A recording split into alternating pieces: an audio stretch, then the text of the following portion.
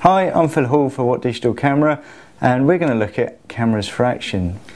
When you're looking to buy a camera to take action images, there's a few things to consider. First off is the AF performance. You need a quick AF system so it will track your subject and lock onto it with ease, ensure you always get a pin sharp shot. Next up is the frame rate. This means how many shots the camera can take in a second. DSLRs can take between say 5 and 10 frames a second, while some compacts can go up to 40 frames a second. This will allow you to achieve a burst sequence of shots and then cherry pick the ideal shot from that set. Then there's the buffer. This will allow you to continue shooting before the camera slows up. You don't want a camera that has shutter lag. Compacts can be susceptible to this. When you press the shutter, nothing happens for a split second, and then it will take the shot. If this happens, you're more than likely to miss that action shot that you've wanted to take. So a minimal shutter lag is very important. We selected a set of compacts and DSLRs that we thought had a specification that was well suited to action, got them all together and took them out on location to a series of shooting environments that would put them through their paces. So to see how they got on, let's take a look.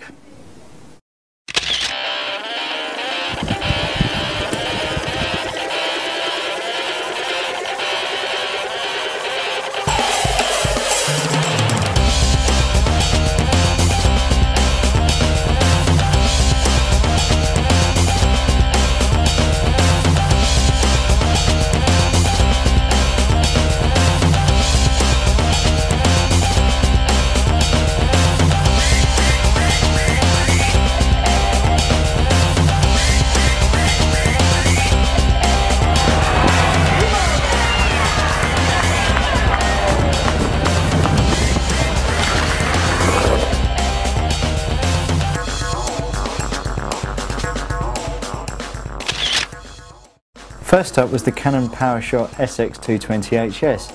It's got a standard frame rate of 3.2 frames a second at full resolution, but it can achieve 8.1 frames a second, but this is at a lower resolution of only 3 megapixels. The Fujifilm HS20 EXR can achieve 8 frames a second, which is a very respectable amount. If you need more, you can drop the resolution to 8 megapixels and you'll achieve 11.2 frames a second. The Nikon Coolpix P500 can shoot at a rate of 8 frames a second, but it can only capture a burst of 5 frames, which is a touch disappointing and probably not as spectacular as it initially sounds. The Olympus achieves 7 frames a second at full resolution, but like some of the other compacts here, it can achieve a faster frame rate at reduced resolution. So at 15 frames per second at 5 megapixels is also an option. The Sony Cybershot HX9 was the second fastest of the bunch, achieving 10 frames a second, and is a very good performer here.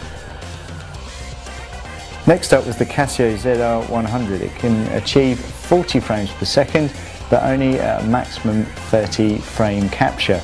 It's a slightly reduced resolution of 10 megapixels, but all in all, it's the best of the bunch here, and we achieved that decisive moment easily with those 30 frames. We should also mention that two of these cameras, the Casio ZR100 and Nikon P500, can achieve slow-mo video effects by shooting at a very fast frame rate. Both cameras shoot at a reduced resolution, so the slow-mo technique is very impressive, but technically it's quite a small file size and can look a little bit blocky. Having said that, it's great if you want to analyse your technique. Moving on to the DSLRs, first up was the Canon EOS 60D. It shoots at a frame rate of 5.3 frames a second, which will allow you to capture a reasonable sequence, but the AF system is very strong. The 9-point AF system is all cross-type, and while you haven't got the amount of AF points we would probably like, the performance is very good, locking on with ease.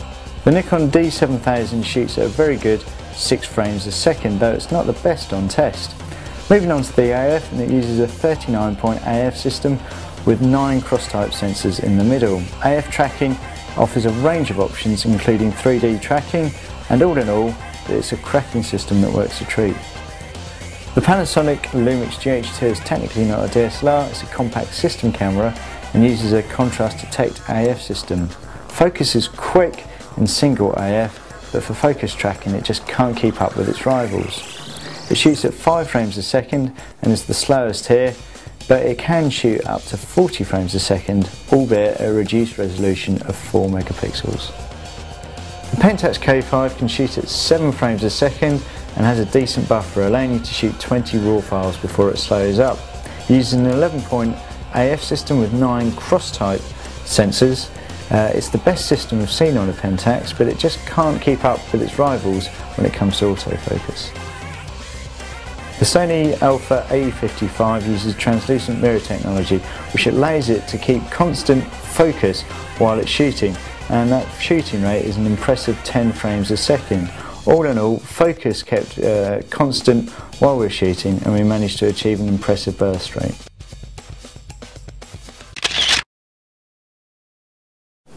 Pick of the compacts has to be the Casio ZR100. The 40 frames a second is very impressive on not just a compact but also DSLRs as well, and it will allow you to achieve a fantastic sequence of shots. Then there's the video, especially with the slow-mo technology in here, you can achieve some fantastic video footage. And the AF performance is also strong. It won't trouble a DSLR, but for a compact it's very capable. So this has to be our pick as the best action compact. Moving on to DSLRs, our pick has to be the fantastic Sony A55.